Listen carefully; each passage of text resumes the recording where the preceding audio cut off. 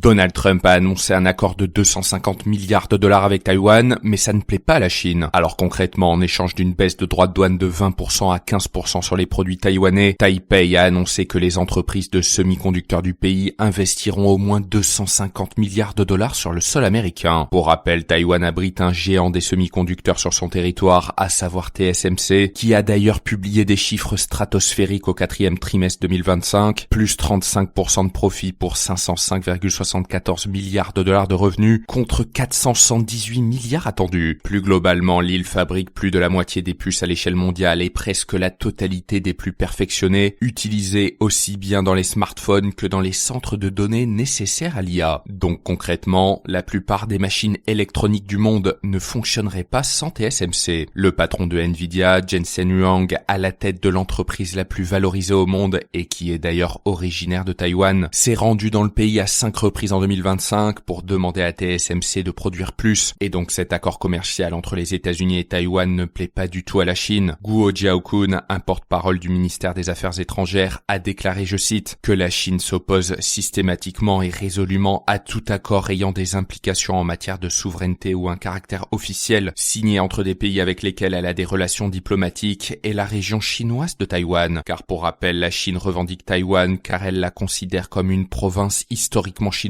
devant être réunifiée au nom du principe d'une seule Chine, malgré le fait que Taïwan fonctionne aujourd'hui comme un État de facto indépendant. Bref, ce nouvel épisode commercial pourrait raviver les tensions sino-américaines, aussi bien sur le plan diplomatique qu'économique, je vous tiendrai au courant.